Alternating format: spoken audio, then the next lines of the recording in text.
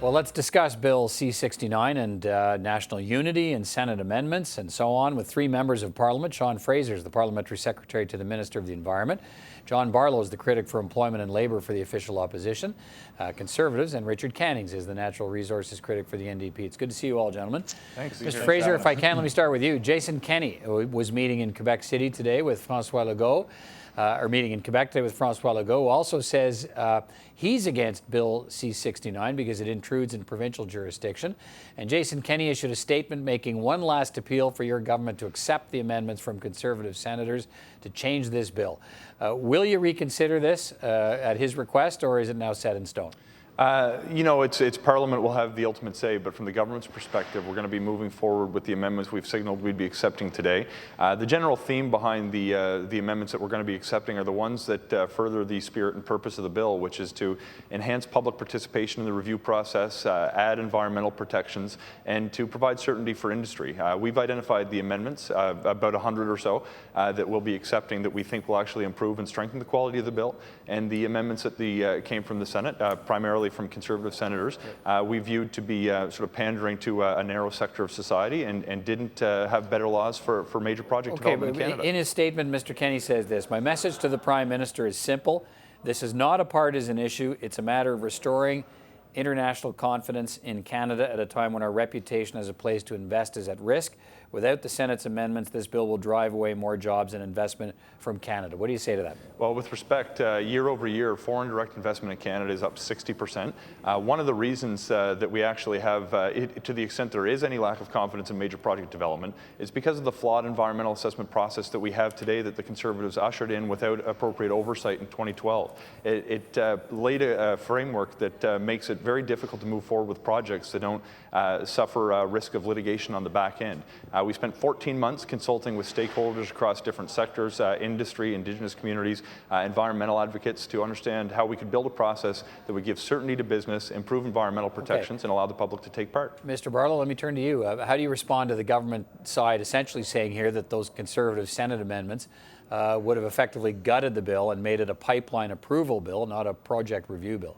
Well, I think the statements are ridiculous, and the comments of my colleague to say that the amendments proposed by the Senate were just pandering to a small group of people. These are, there's a letter signed by 6 premiers, 9 premiers of different provinces, and even the premiers of the territories have spoken out about their opposition to this bill, that it will limit their ability to develop their natural resources. So to say that these amendments are pandering to a disgruntled group of people, I think is extremely disingenuous and disrespectful to Canadians who, across this country, the Senate went from coast to coast to coast and spoke to tens of thousands of witnesses about this bill. And the Prime Minister in question period today said, "I represent 100% of Canadians." Well, the Prime Minister and this government really spoke today about what they feel about the opinions and the voices of Canadians. Right. They took all of those amendments, or the vast majority of those amendments, threw them aside and have said, your voice and your opinion doesn't matter. We're going to plow ahead with right. What we think is best. Mr. Cannings, where does the NDP stand on this bill now with the proposed amendments that the government looks like it's accepting and the ones it's rejecting? Well, of course, they rejected, the Senate rejected our amendments, one of which was to include the United Nations Declaration on the Rights of Indigenous People within the bill. They said, oh, this is all covered under Section 35 of the Constitution. Well, that's litigated every day. We needed that assurance right in this bill. We're dismayed that some of the good things about the bill, Mr. Fraser mentioned the increased participation by citizens in the reviews. That has been, really severely hampered by the fact that now the panel can cut back on that participation at their whim. Yeah, they can decide what appropriate participation is. Exactly, and whether people can actually participate or whether they can cross-examine witnesses. Those are some of the things that made the initial... Part of that was to answer concerns that these kinds of hearings might simply be dominated by one side and they could jam the whole thing up, and you wouldn't be able to hear from some of the people directly affected because interest groups and lobby groups would be there to control the conversation. Well, I think the original reason that we went that way was that the the NEB hearings, for instance, on Trans Mountain, when it was Kinder Morgan, were exactly that. They were very one-sided, and the Liberals and the NDP both campaigned on a promise to fix that. And so do you think this will be no better?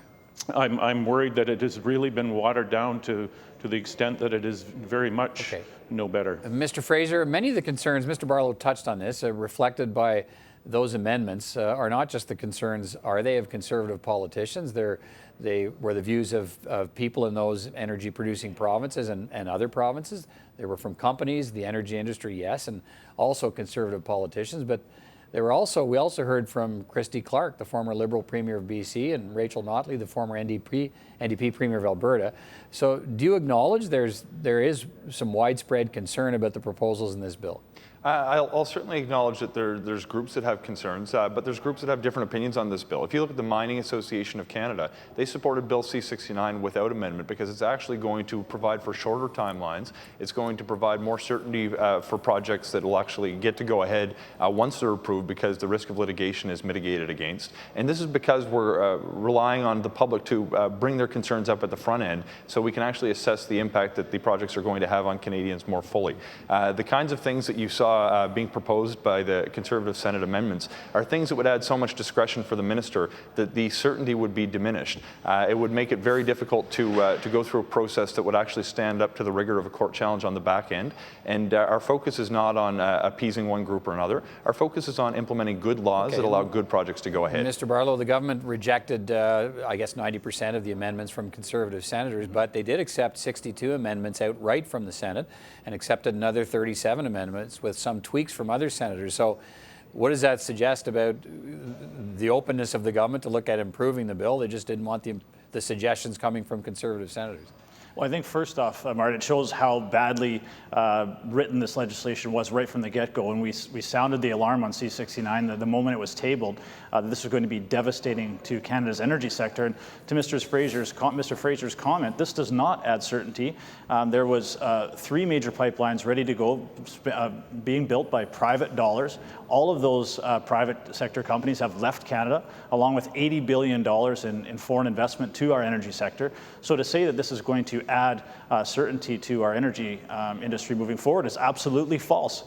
Every single industry stakeholder we've spoke with said this is going to make our job much more difficult. There's no clear pathway to success. The minister and cabinet can now end this process anywhere along the line. They can stop the clock.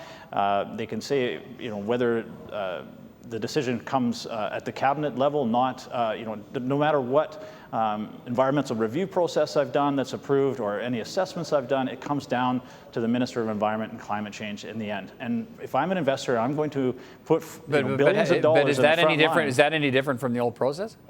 Yeah, we never once did Conservative government overturn the decision of the National Energy Board, and this is going to take the National Energy Board or any of those assessment But the power to do that was there, though. Done by you. The power to do that was there. I mean, but now the Environment Minister, anywhere along the line, can step in and make that decision on her own. All right, Mr. Cannings. Or any future Environment Minister. Mr. Cannings, is it your do you share that concern that the political input is the political override, if I can put it that way, is not diminished at all?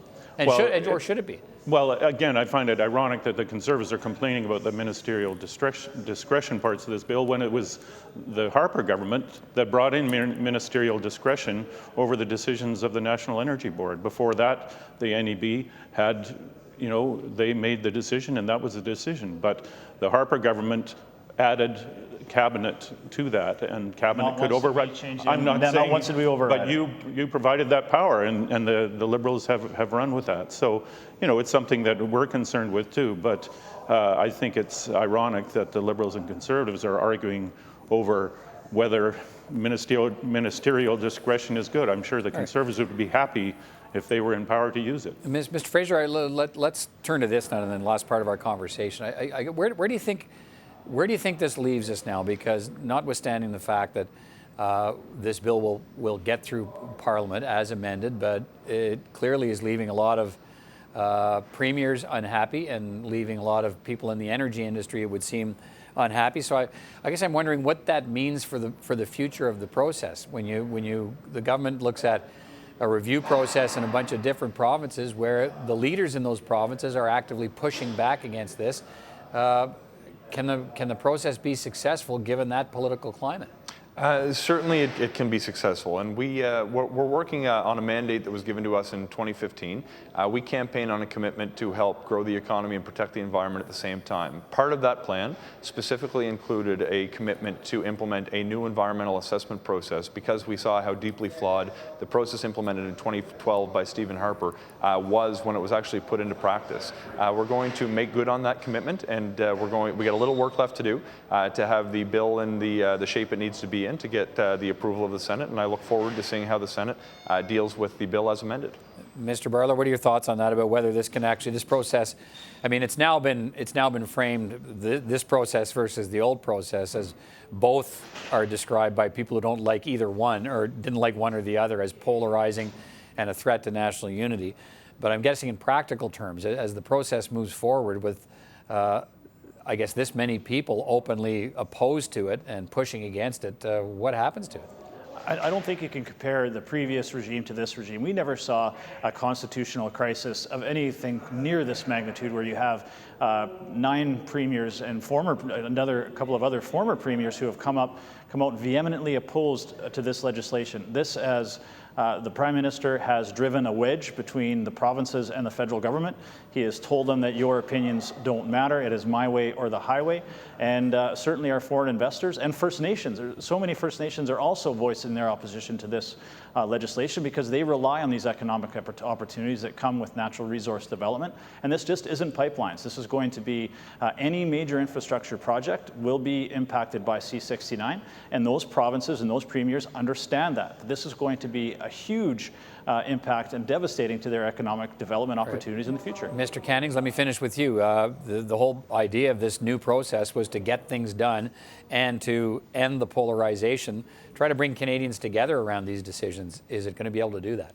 Well, I don't think so, because I don't think it did what it set out to accomplish to do. I mean, Mr. Barlow talked about 3 pipelines that haven't been built. Well, they haven't been built under the old Conservative regime. They weren't applied under the Conservative regime. But again, they were